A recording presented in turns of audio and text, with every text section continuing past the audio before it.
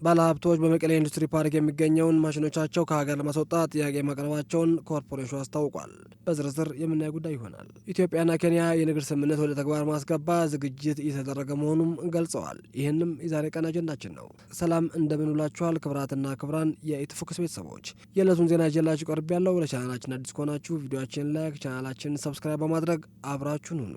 በመዲናው አዲስ አበባ እስከ ምሽት 4 ሰዓት ድረስ የህዝብ ትራንስፖርት አገልግሎት እንዲሰጥ የተደነገገው ደንብ ከወንጀል የጸዳ እንዲሆን እየተሰራ ነው ተባለ። በአዲስ አበባ ከተማ የህዝብ ትራንስፖርት አገልግሎት እስከ ምሽት 4 ሰዓት ድረስ እንዲሰጥ የተደነገገው ደንብ አምሽተው የሚሰሩ ሰራተኞችን ለአደጋ አጋላጭ እንዳያደርግ ደረቅ ወንጀል ከመከላከል አንጻር በርካታ ስራዎች እየተሰሩ መሆኑን የከተማ አስተዳደሩ ሰላም ጸጥታ ቢሮ አስተዳደር አስታውቋል። የቢሮ ምክትል ኃላፊ ሜርቅሳ ከበደ እንደተናገሩት በንግድ ሱቆች የተሰማሩ በሬስቶራንትና የትራንስፖርት አገልግሎት የሚጠቀሙ ነዋሪዎች ሰላማዊ በሆነ መንገድ ስራቸውን አከናውነው ወደ ቤታቸው እንዲገቡ በማድረግ በከተማዋ የጸጥታ ስጋት እንዳይኖርም እየተሰራ እንደሆነ ገልጸዋል። የ2017 የ9 ወር ሪፖርት ከባለፈው ዓመት ጋር ሲነጻጸር 42 በመቶ የወንጀል መጠኑ በመቀነስ የተቻለ ሲሆን በተለይም ወንጀሎችን ቀድመው ለመከላከል በ3 ፈረቃም እየተጠበቀ መሆኑ ለውጥ መምጣት መቻሉን ተናግረዋል። ሰዎች እስከ ምሽት 4 ሰዓት አምሽተው መስራታቸውን እንደ አጋጣሚ በመጠቀም እንደ ቦርሳና የስልክ የመሳሰሉ ዝርፊያዎችና ንጥቂያዎችን የፈጸሙ በርካታ ወንጀለኞች በቁጥጥር ስር ውለዋል በማለት አቶ ሚልቅሳ ገልጸዋል።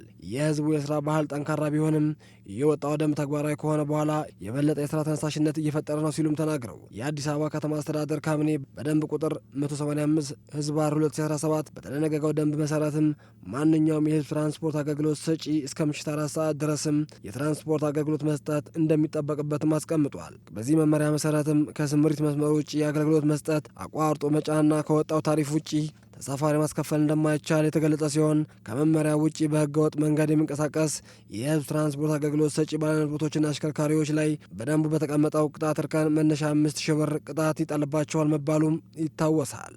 ወደ ቀጣይ ዜና ደግሞ እናልፋለን። በመቀጠልም ባለሀብቶች በመቀሌ ኢንዱስትሪ ፓርክ የሚገኘው ማሽኖቻቸውን ከሀገር ማስወጣት ጥያቄ ማቅረባቸው ኮርፖሬሽኑ አስታውቋል። በትግራይ ክልል መቀሌ ከተማ የሚገኘው የኢንዱስትሪ ፓርክ የተሰማሩ ጦርነት ሸሽተው ከሀገር የወጡ ባለሀብቶች ማሽኖቻቸውን ከሀገር ለማስወጣት ጥያቄ ማቅረባቸውን የኢንዱስትሪ ፓርኮች ልማት ኮርፖሬሽን አስታውቋል።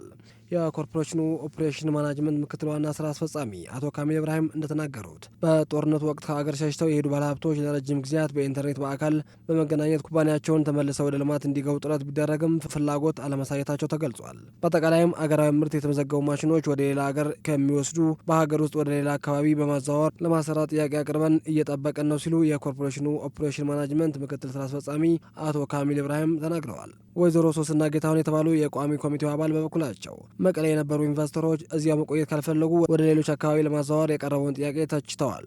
ኢንቨስተሮቹም ቦሌ ለሚ ወይም አዳማ እንዲያለሙ ለማድረግ እየተሰራ ነው የሚለው ምላሽ ተገቢ አይደለም ማለታቸውም ተጠቁሟል። የኢትዮጵያና ኬንያ የንግድ ስምምነት ወደ ተግባር ለማስገባት ዝግጅት እየተደረገ መሆኑ ተገለጸ።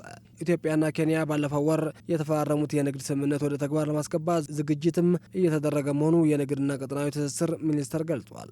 ስምምነቱም በድንበር አካባቢ የሚገኙ ዜጎች ከመሀል ሀገር በቀላሉ ማግኘት የማይችሏቸውን ምርቶች በጠረፍ ንግድ እንዲያገኙ ለማስቻል ያለመ መሆኑ የንግድና ቀጠናዊ ትስስር ሚኒስቴር የኮሚኒኬሽን ጉዳዮች ዳይሬክተር ወንድሙ ፍላቴ ገልጸዋል። በስምምነቱ መሰረትም የጠረፍ ንግዱ ከኢትዮጵያ ድንበር 50 ኪሎ ሜትር እንዲሁም ከኬንያ ድንበር 100 ኪሎ ሜትር ርቀት ውስጥ ያሉ አካባቢዎችን ይሸፍናል ብለዋል። በጠረፍ አካባቢ ንግዱ የሚቀርብ ምርቶች በተመለከተ ከቁም እንስሳትና የእንስሳት ተዋጽኦ፣ አትክልት፣ ፍራፍሬ፣ አዝርዕትና የምግብ ዘይት፣ መጠጦች፣ ቆዳ፣ የቆዳ ውጤቶች፣ አልባሳት፣ ጫማዎች፣ የቤት መገልገያዎች፣ የመዋቢያ ቁሳቁሶች ውጪ ሌሎች ምርቶች መገበያየት እንደሚቻሉም ዳይሬክተሩ አስረድተዋል።